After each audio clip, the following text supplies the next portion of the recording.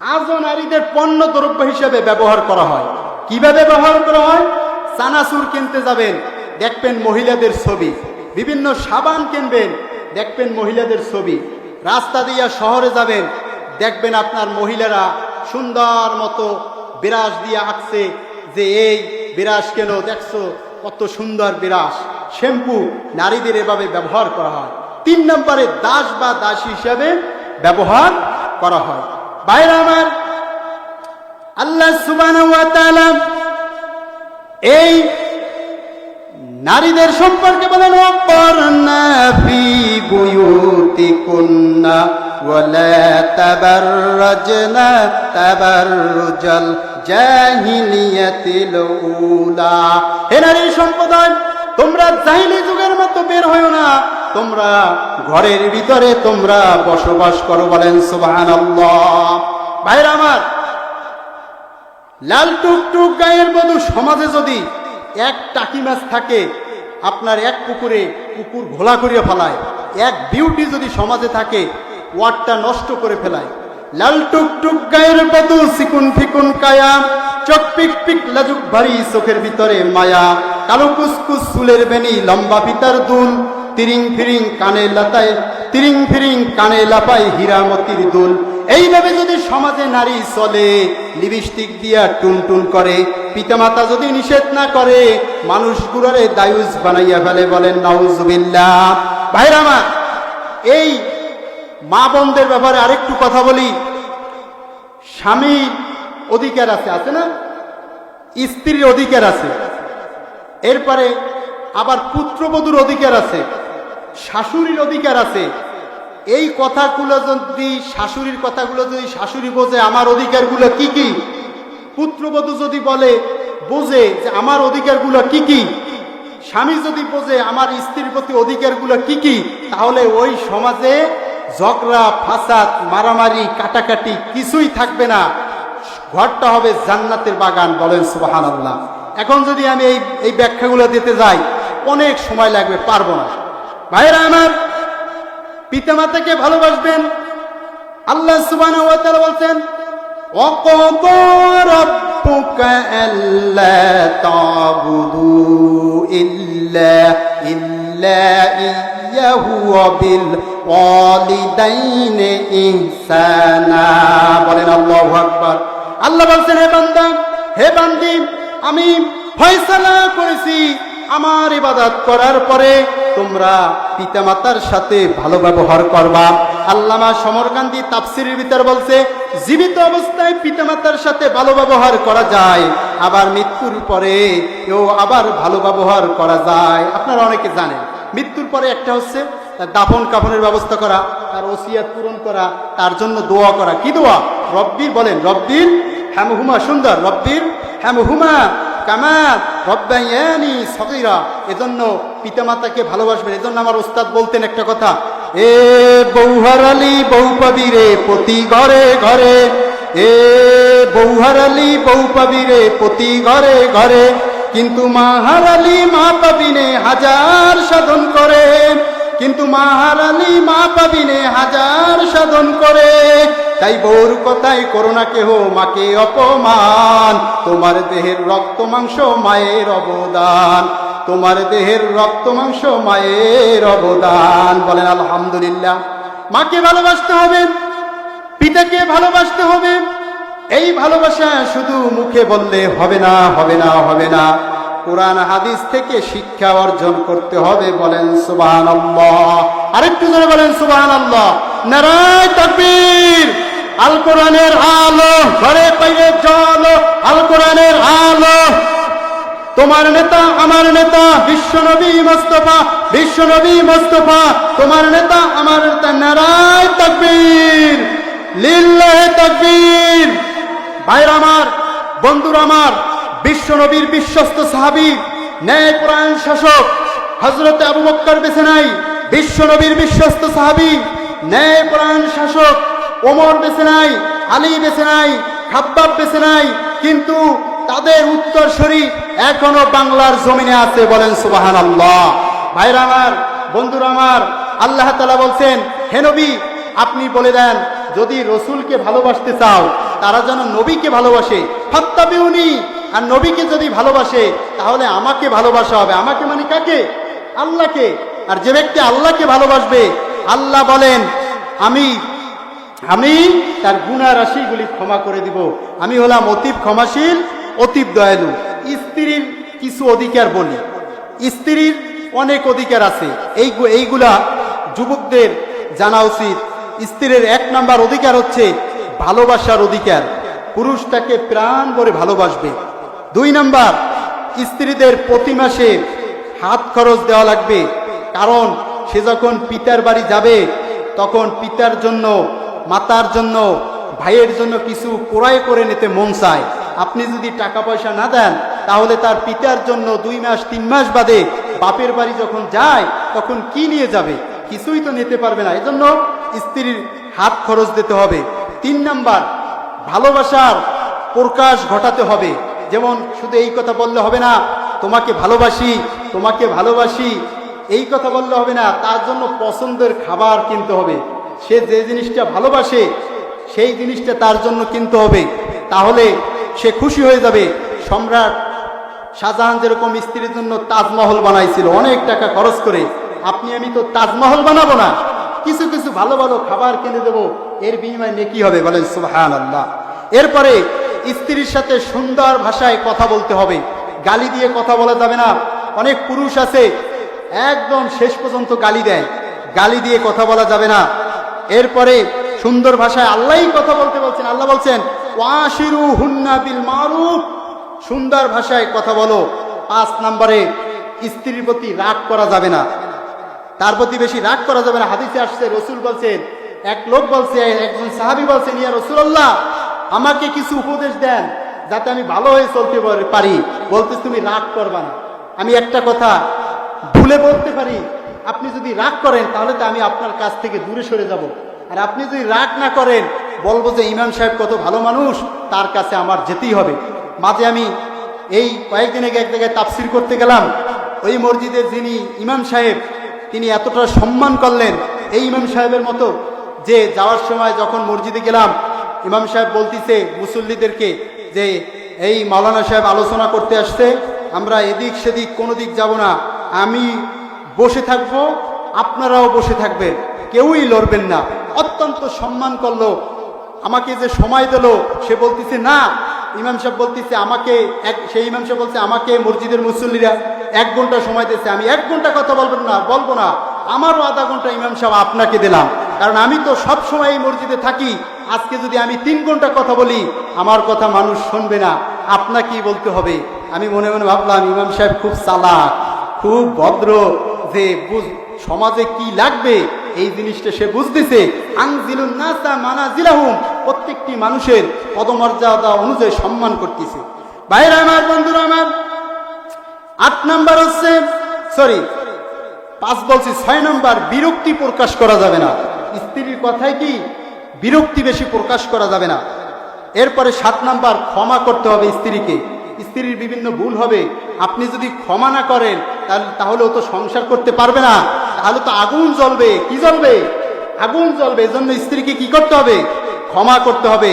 8 number, নারীকে পর্দা করাইতে হইবে। 9 নাম্বার, মোহর দেওয়া লাগবে। কোরআনের ভাষায় তাকে মোহর দিতে হবে, ফাঁকি দেওয়া যাবে না।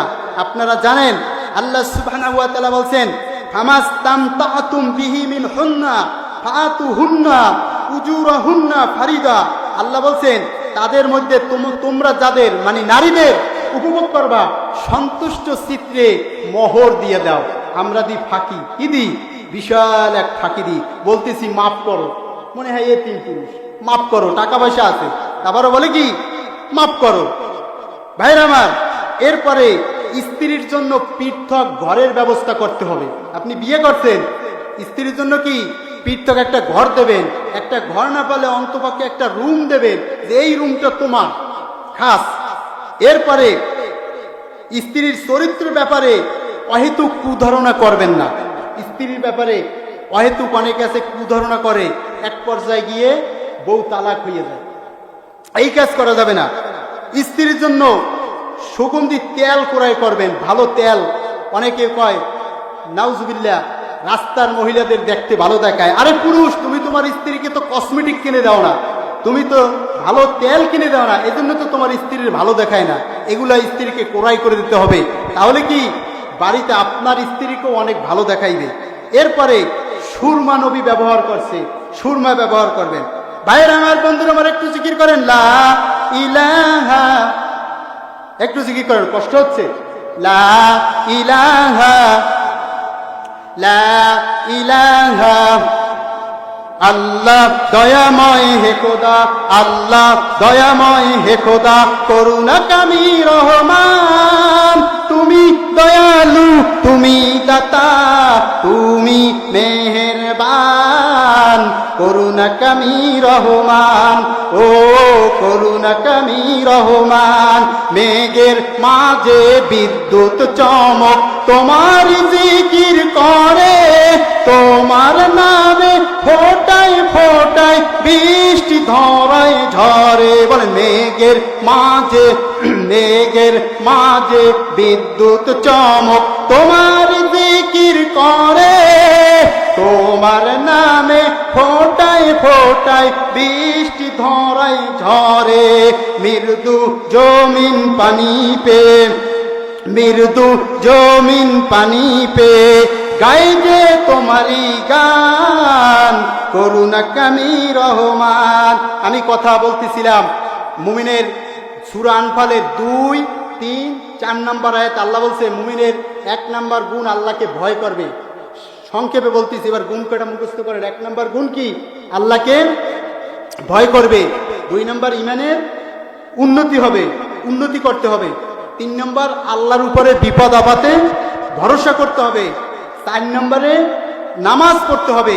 5 নম্বরে আল্লাহ বলছে অমিম্মা, ওই আয়াতের পাশে রাযাকনাহুম ইউনফিকুন, তোমাদের যা কিছু দিছি ব্যয় করবা, যা কিছু দিছি কি ব্যয় করবা। ব্যয় করে কি ফকির হবেন না।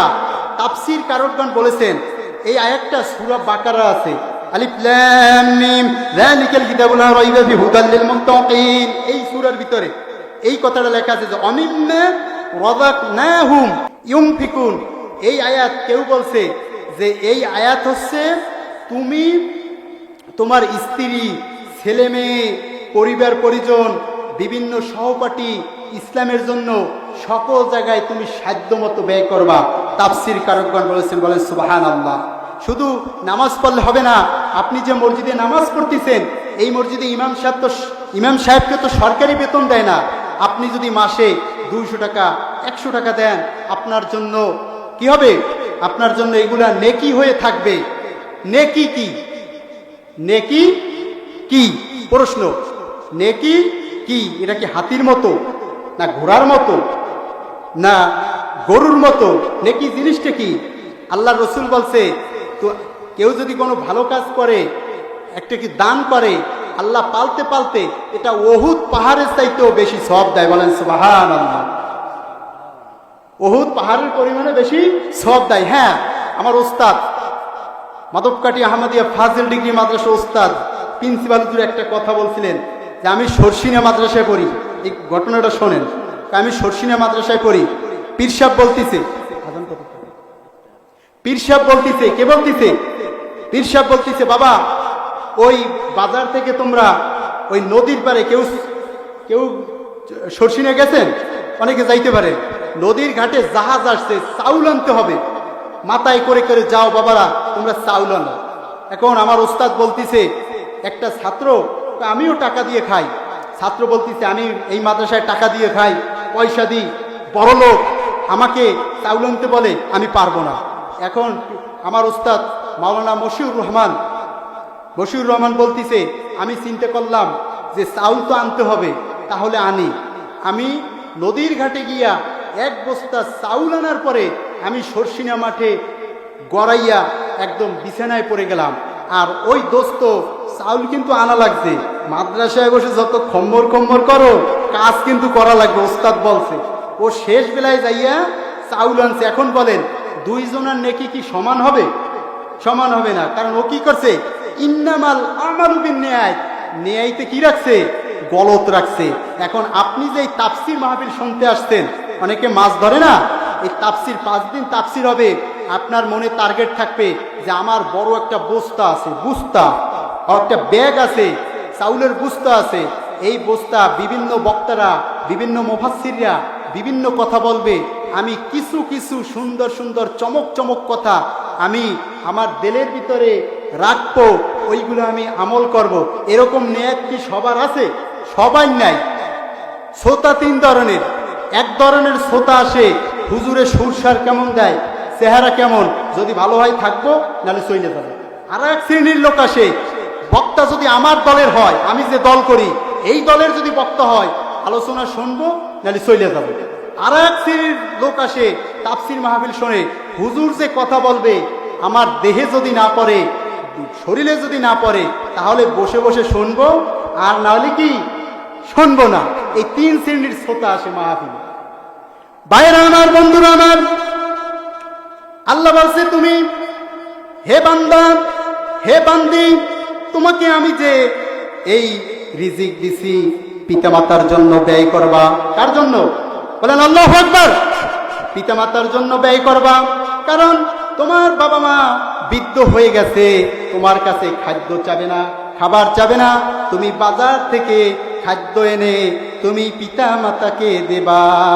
ছোট্ট নামে, বলুন ছোট্ট নামে এত মধু আর কোন নামে মেলে না। মা,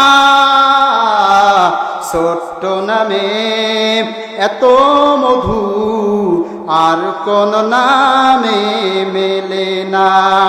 শিশুকালে অসহায় ছিলাম আমি যখন, খোকা ডেকে আদর সোহাগ মাখা হাতে নিতে তুলে, ওই নামে আর কেহ ডাকে না। মা,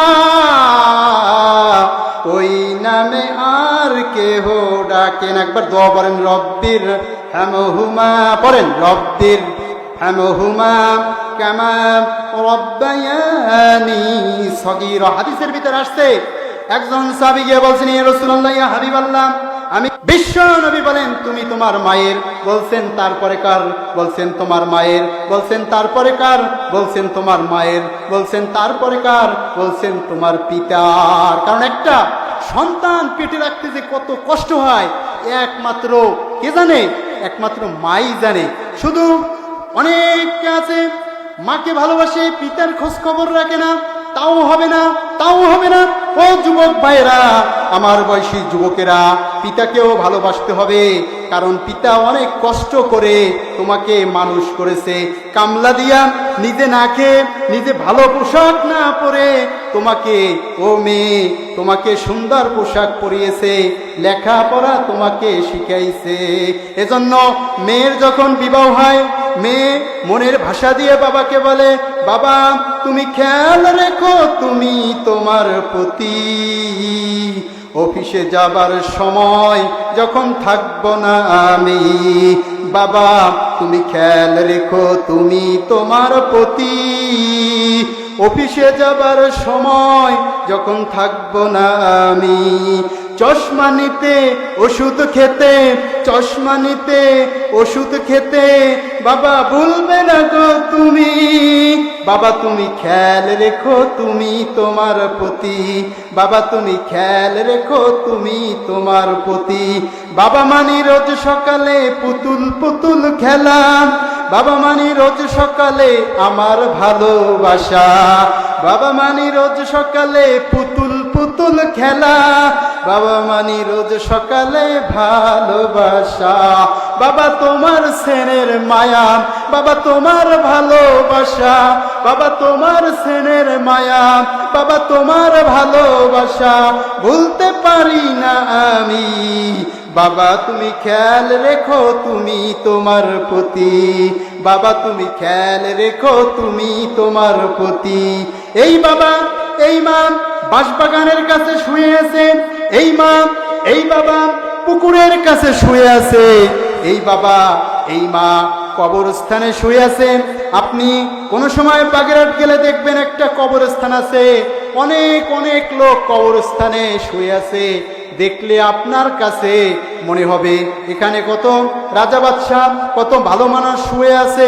ভাইরা আমার, বন্ধুরা আমার, এই সমাজে কত মানুষ ছিল যাদের ভয়তে, যাদের হুঙ্কারে মানুষ এক রাস্তা থেকে আর এক রাস্তায় চলে গেছে, কিন্তু তারা কবরে গিয়ে 1 ইঞ্চি গরু ছাগল সরাইতে পারে না, কারণ তারা মারা গেছে। আল্লাহ সুবহানাহু ওয়া তাআলা পবিত্র কোরআনে বলছেন, হে ঈমানদারগণ, আল্লাহকে ভয় করো, ভয় করার মতন ভয় করো, মুসলমান না হয়ে মৃত্যুবরণ করো না। কি হয়ে মরা লাগবে? মুসলমান। এখন প্রশ্ন, আমি আপনি কি মুসলমান হইতে পারছি? যদি পারি, কেমনে পারবো? আমি প্রথমেই বলেছিলাম, ওই যে পুলিশের ব্যাজ লাগাইছে, ওই ব্যাজ যদি মান্য আমি জান্নাতি মানুষ হতে চাই, যদি আপনি জান্নাতি মানুষ হতে পারেন, আপনি হবেন সফল কাম। জান্নাতে কোনো খাবারের অভাব হবে না। কবির ভাষায় বলে গেলাম, কবির ভাষায় বলে গেলাম, এই ফুল, এই ফল, এই নদী জল, সবুজের পাতাবাড়া বাগানের ফল, আরশের নীলিময় তারাদের দল, চাঁদ আর সূর্যের আলো ঝলমল, বেহেশতবাসীদের আবি জমজম, সবকিছু আল্লাহর দান অনুপম। আল্লাহ বলেন সূরা বুরুজে, তাহতিয়াল আনহার, জান্নাতের পাদদেশে সব কিছু থাকবে। বলেন সুবহানাল্লাহ। যারা জান্নাতে যাবে, মাছের কলিজা ভুনা করে তাদেরকে খাওয়ানো হবে। বলেন সুবহানাল্লাহ। আর একটা চমৎকার হাদিস শোনাই। এই হাদিসটা আপনি জীবনে শুনতেও পারেন, নাও শুনতে পারেন। আল্লাহর রাসূল বলছেন, হাদিস গল্প কিসসা কাহিনী বললে কোরআন হাদিসে বহুত কথা আছে। কোন সময় গল্প কিসসা কাহিনী বলবো, কোন সময় বাবার কাহিনী, দাদার কাহিনী, জট বাবা, সিকাল বাবা, গাজা বাবা, বিড়ি বাবা, ফকির বাবা, এই কথা কোন সময় বলবো? হাদিস থেকে বলতেছি। আল্লাহর রাসূল বলছে, মানুষ যখন মারা যায়, মানুষ যখন কি যায় বলেন, মারা যায়, আল্লাহ রাসূল বলছেন, যখন তাকে কবরে রাখা হয়, যখন কোথায় রাখা হয়? কবরে রাখা হয়। আল্লাহ রাসূল বলেন, সে যদি জান্নাতি মানুষ হয়, কবরে বসে তাকে জান্নাতি পোশাক পরানো হয়। বলেন সুবহানাল্লাহ। দামি কথা না? অত্যন্ত দামি কথা। আপনি যদি জান্নাতি মানুষ হন, কবরে বসে আপনাকে জান্নাতি পোশাক পরাবেন। রাসূল আবার বলেছেন, কেউ যদি জাহান্নামী মানুষ হয়, কবরে বসে তাকে জাহান্নামী পোশাক পরানো হবে।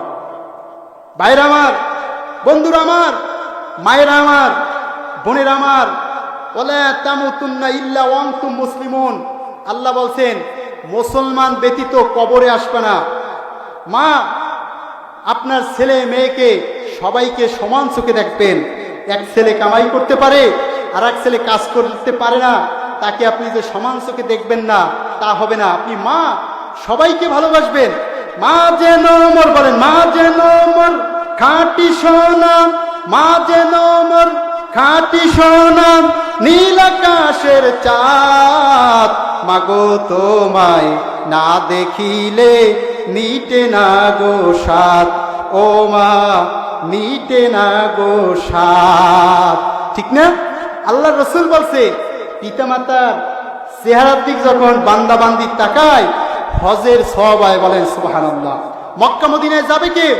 আল্লাহ তাআলা বলছেন, ওয়ালিল্লাহি আলান নাসি হিজ্জুল বাইতা মান ইসতাতা ইলাইহি সাবিলা। মক্কা মদিনায় যাওয়ার জন্য যার টাকা পয়সা আছে, সে মক্কা মদিনায় যাবে। মুফতিগণ, ফকিগণ বলেছেন, আপনার মক্কা মদিনায় যাওয়ার জন্য টাকা আছে, আপনি অলসতা করে গেলেন না মক্কা মদিনায়, এজন্য আপনাকে আল্লাহর দরবারে জবাব দিতে হবে, আপনি কেন ফকির হইলেন, টাকা থাকতে কেন গেলেন না। ভাইরা আমার, বন্ধুরা আমার, আল্লাহ বলছেন মুমিনের সূরা আনফালের 3 নম্বর আয়াতে, 4 নম্বর আয়াতে মুমিনের 5 নম্বর গুণ, তাদের যা দিয়েছি তারা ব্যয় করবে। এরপর আল্লাহ বলছেন, উলাইকা হুমুল মুমিনুনা হাক্কান। আল্লাহ বলেন, এই 5টা গুণ থাকলে তারা খাঁটি মুমিন। 5টা গুণ কি কি? আরেকবার বলি, আরেকটা চান্স দিই। 1 নম্বরে তাকওয়া, মানে আল্লাহর ভয়। 2 নম্বর ইমানের উন্নতি, কোরআন শুনলে ইমানের উন্নতি হবে, যে আল্লাহ আমার ভিতরে এই ঘাটতিটা মনে হয় আছে, কি ঠিক না? আল্লাহ, আমি এই নেকির কাজটা করতে পারি নাই, আমাকে যদি আপনি বাঁচিয়ে রাখেন, আমি নেকির কাজ করব। এরপরে 3 নাম্বার, আল্লাহর উপর ভরসা করতে হবে। কার উপরে? সুখে দুঃখে বিপদে মুসিবতে সুখে সব সময়। এরপরে 4 নাম্বার, নামাজ পড়তে হবে। কি পড়তে হবে? নামাজ পড়তে হবে। 5 নাম্বার, আপনাকে যা দেওয়া হয়েছে তা আপনি ব্যয় করবেন, ছেলেমেয়ের প্রতি, ইসলামের প্রতি, সব কিছুর প্রতি ব্যয় করবেন, আবার নিজের জন্য রাখবেন। এরপরে আল্লাহ বলছেন এই 5টা গুণ যদি কোনো নারী পুরুষের ভিতর থাকে সে প্রকৃত মুমিন। আল্লাহ বলছেন শুধু এখানে ক্ষান্ত না, এই 5টা গুণ যার ভিতর থাকবে আল্লাহ বলছে আমি কিয়ামতে তারে 3টা পুরস্কৃত করব। কয়টা পুরস্কার দেবে? 3টা। যখন আপনি 3টে গুণ, এই 5টা গুণ অর্জন করলেন আপনাকে আল্লাহ 3টে গুণ দেবে। 1 নম্বরে আল্লাহ বলছেন লাহুম দারাজাতুন ইনদা রব্বিহিম, আপনাকে জান্নাতে একটা সম্মান মর্যাদা দেবে আল্লাহ, একটা এক্সট্রা সম্মান দেবে, এই গুণ অর্জন করছেন সেজন্য। ওয়া মাগফিরা, আল্লাহ বলছেন আপনার গুনাহ ক্ষমা করবে। আল্লাহর একটা নাম আছে গফুর রহিম। আল্লাহ যদি গুনাহ না ক্ষমা করে তাহলে আপনি আমি জান্নাতে যেতে পারবো না। ভাইরা আমার, আমি একটা কথা প্রায় তাফসিরে বলে থাকি যে আমাদের শরীর থেকে যদি গন্ধ আসতো, একটা ফুলের মালা দেওয়া হইতো গন্ধের, আমাদের ধারে কেউ বসতো না পাপের কারণে। ভাইরা আমার, বন্ধুরা আমার, ঠিক তেমনি এই গুনাহ কেউ, কারো গুনাহ কেউ জানে না। তাহলে ক্ষমা চাইতে হবে কার কাছে? আল্লাহ বলছে আমি ক্ষমা করবো। আরেকটা করবে রিজকুন কারীম, আল্লাহ বলছে আমি সম্মানিত কি দেব? রিজিক দেব। তাফসিরে কাসিরে লেখা আছে, মুফাসসিরগণ লিখেছেন এই সম্মানিত রিজিক বলছেন এই কথাটা রিজকুন কারীম, এই কথাটা তুমি যখন পাবা তুমি বুঝবা এর দ্বারা জান্নাত বুঝাইছে। বলেন সুবহানাল্লাহ। আরেকটু জোরে বলেন সুবহানাল্লাহ। তাহলে আপনাকে জান্নাতে যেতে হবে না? কোরআনে সূরা ফাতিহার পরে আল্লাহ বলছে আলিফ লাম মিম যালিকাল কিতাব। আলিফ লাম মিম এটা হচ্ছে হরুফে মুকাত্তাআত। কোরআনের 114 সূরার ভিতরে 29টি সূরার ভিতর আছে। এর অর্থ পৃথিবীর কোনো মুফাসসির বলতে পারবে না, যদিও কোনো অর্থ ব্যাখ্যা করে বলে। এরপরে বলে আল্লাহু আ'লামু বিমুরাদিহি, এর অর্থ আল্লাহ তাআলাই ভালো জানে। আলিফ লাম মিম এর বিভিন্ন অর্থ বলে দিলে শেষকালে বলে কি মুফাসসির, এর অর্থ আল্লাহ তাআলাই ভালো জানে। আমি যদি আপনার একটা কথা বলি, আপনি যদি আমার একটা কথা বলেন, বলে যদি বলেন এই কথা অমুকই ভালো জানে, তাই কথাটার দাম থাকে না। আল্লাহ বলছে এর অর্থ আল্লাহ তাআলাই ভালো জানে। এরপর বলছেন যালিকাল কিতাব, এই কিতাবের ভিতরে লা রাইবা ফি, কোনো সন্দেহ নাই, কোনো ডাউট নাই, কোনো ভুল নাই, কোনো ত্রুটি নাই। আল্লাহ বলছেন হুদাল্লিল মুত্তাকিন, এই কোরআন হইছে মুত্তাকিদের জন্য। কোরআন কাদের জন্য? মুত্তাকিন। আপনারা যে এই কোরআন শুনতেছেন মৌমাছির মতো, আপনারা হচ্ছেন জান্নাতের মৌমাছি। ভাইরা আমার, আমরা যদি কোরআনকে প্রশ্ন করি ও কোরআন তোমার বাড়ি কোথায়? কোরআন বলবে বাল হুয়া, বলেন বাল হুয়া কুরআনুম মাজিদুন ফি লাউহিম মাহফুজ। কোরআন বলবে আমার বাড়ি ছিল লাউহে মাহফুজে, সেখান থেকে আস্তে আস্তে ধীরে ধীরে মানুষের প্রয়োজন মতে দীর্ঘ 23 বছর পর্যন্ত এই কোরআন নাজিল হয়েছে। এবার আপনার আমার একটা প্রশ্ন আছে, তা হচ্ছে কোরআন আসমান দিয়ে তুমি কিভাবে এলে? কোরআন বলল নাযালা বিহির রুহুল আমিন। রুহুল আমিন জিব্রাইল আমিনের মাধ্যমে ধীরে ধীরে আমি এই কোরআন নিয়ে পৃথিবীতে আসছি। বলেন সুবহানাল্লাহ। এই কোরআন যত হাদিস যত মান্য আপনি সই হাদিস সই কোরআন এগুলা মেনে আপনার জীবন যত চলতে পারবেন, কিয়ামতের ময়দানে আল্লাহরে বলতে পারবেন আল্লাহ আমি কোরআন হাদিস মতো চলছি, জান্নাত দেওয়া লাগবে। আল্লাহ বলছেন কোরআন পড়ার কিছু আদব আছে। আল্লাহ বলেন ওয়াইদা করাতাল কুরআন, যখন তুমি কোরআন পাঠ করবে, আল্লাহর বান্দাবান্দি যখন তুমি পড়বে, ফাস্তাঈদ, আল্লাহর কাছে সাহায্য চাও, বিল্লাহি মিনাশ শাইতানির রাজিম, শয়তান থেকে। কারণ শয়তান, রসুলকে প্রশ্ন করেছে ইয়া রাসূলুল্লাহ শয়তান আপনার দেহে কি আসে? বলছে আমার দেহে শয়তান আসলেও আল্লাহ আমাকে হেফাজত করে, কিন্তু মানুষের দেহের ভিতরে শয়তান আসে আর যায়। একটু দরুদ পড়েন আল্লাহুম্মা সাল্লি আলা সাইয়্যিদিনা ওয়া নাবিয়িনা ওয়া শাফিয়িনা হাবিবিনা ওয়া মাওলানা মুহাম্মদ সাল্লাল্লাহু আলা আলিহি ওয়া সাহবিহি ওয়া বারিক ওয়া সাল্লাম সাল্লাল্লাহু আলাইহি ওয়া সাল্লাম। আল্লাহুম্মা আমিন।